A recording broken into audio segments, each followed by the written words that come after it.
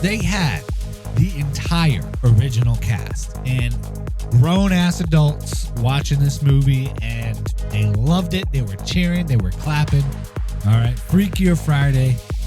Not my type of movie at all.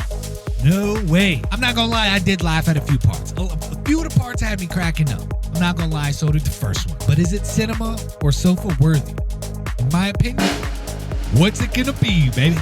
What is it gonna be? Yo, here we go again with another episode of Cinema or Sofa with your boy Tommy Graham. Tonight's episode is gonna be about, believe it or not, Freakier Friday.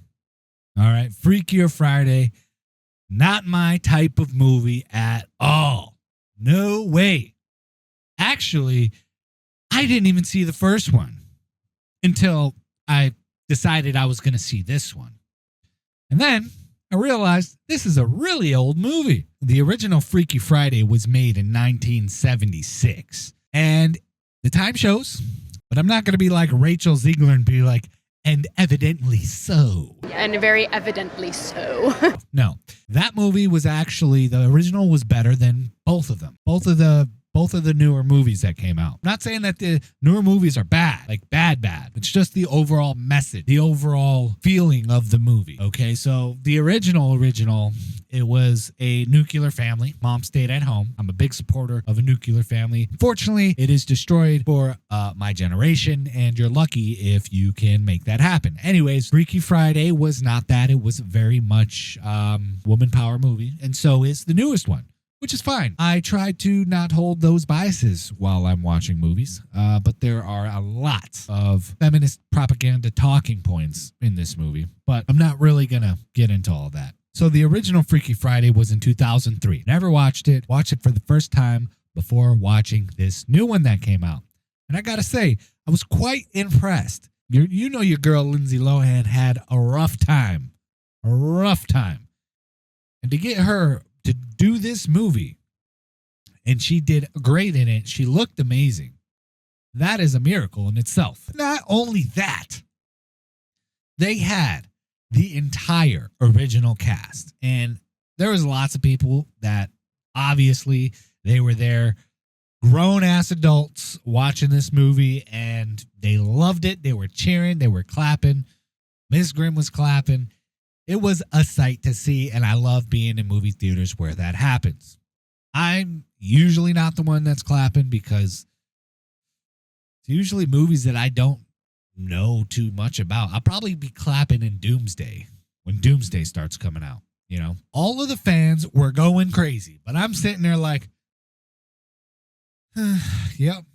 I mean, I'm not going to lie. I did laugh at a few parts. A few of the parts had me cracking up. I'm not going to lie, so did the first one. Some of the stuff that came out of their mouths, okay, after they switched bodies and then they went from young to being old and old to being young, it was great. And I'm not going to lie, bro, this movie had me feeling extremely dated, like extremely old.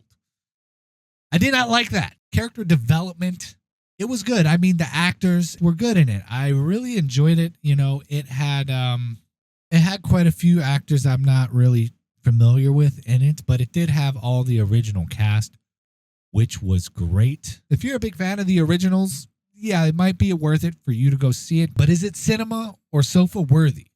In my opinion, what's it gonna be, baby? What is it gonna be? Sofa all flipping day. No way, no how. I would not recommend going to see this movie in the theaters. For what? You could definitely wait to go see it on your sofa while it's streaming on Disney Plus. And you know they're not going to waste any time putting it on that streaming platform. They usually don't. Disney is trying to make all the money that they can, and I highly doubt they have a lot of people watching Disney Plus. That's why I seen something on the internet that they're actually going to be merging Hulu and Disney Plus into one. And in my opinion, they're just doing that so that they can make it look like people are watching Disney Plus. I have Disney Plus. I don't really watch it. Only time I really watch Disney Plus is to rewatch the Marvel movies all over again. And who's going to get the golden star? Who's going to get that golden star? Lindsay Lohan. Come on down. Of course, Lindsay Lohan's going to get it. She did amazing. That does not take away from the other people that were involved in this movie. And I'm sorry Jamie Lee Curtis is getting a lot of shit right now because she has a transgender son. Lindsay Lohan, you did a great, great job. And I hope you continue making movies on your terms. And you do a great job. And I wish you the best. And you still got it, girl. Keep it going. Keep it going. Peace.